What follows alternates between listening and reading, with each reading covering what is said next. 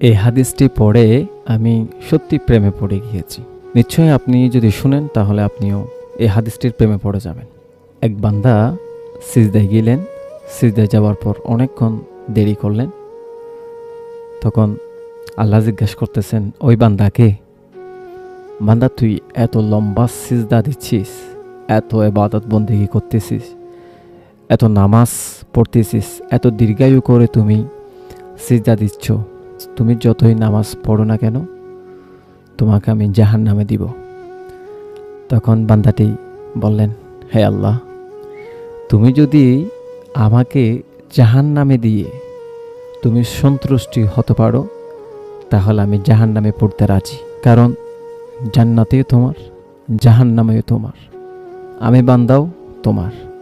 তাই তোমার সৃষ্টিকে যদি তুমি জাহান্নামে পড়াতে চাও তাহলে আমি জাহান্নামে পড়তে রাজি আছি। বান্দা তোকে তো জাহান্নামে দিলে তুই পড়ে যাবি, জাহান্নাম তো অনেক গরম, অনেক তাপমাত্রা। তখন বান্দা বলছেন, ওই জাহান্নামে যদি তুমি আমাকে দিতে চাও, তোমার প্রেমে পড়ে আমি সেই জাহান্নামেও পড়তে রাজি আছি।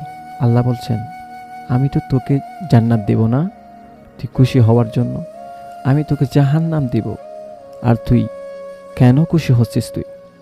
তখন বান্দাটি বললেন, একটা মায়ের কোল থেকে যখন একটা সন্তান পানিতে পড়ে যায় তখন সে মা দাঁড়িয়ে দেখতে পারে না, দৌড়ায় গিয়ে সেই সন্তানকে উদ্ধার করার জন্য হাউমাউ করে কান্না করে চেষ্টা করতে থাকে।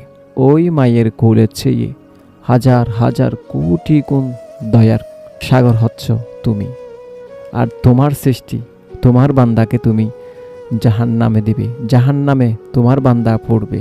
বান্দা যদি জাহান্নামের মধ্যে পড়ে তুমি আল্লাহ কেমনে সহ্য করবে? তুমি আল্লাহ তো সহ্য করতে পারবে না। আল্লাহ বলছেন, বান্দা তুই এত দলিল কোথায় পাইলি বলতো? তখন বান্দাটি বলতে লাগলেন, আল্লাহ আপনি তো বলেছেন, কুলনা ইয়া নারু কুনি বারদান ওয়া সালামান আলা ইব্রাহিম।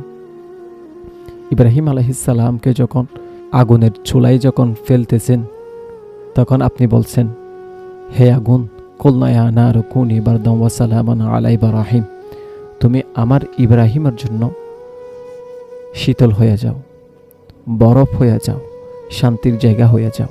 আপনার প্রিয় বান্দা ইব্রাহিম আলাইহিস সালামকে নমরুদ পোড়াতে পারেনি, আপনি তা দেখতে পারেননি। আপনি আগুনকে বলে দিয়েছেন ঠান্ডা হয়ে যাওয়ার জন্য। আর আমিও তো একজন আপনার বান্দা, আমিও তো একজন নগণ্য আপনার বান্দা।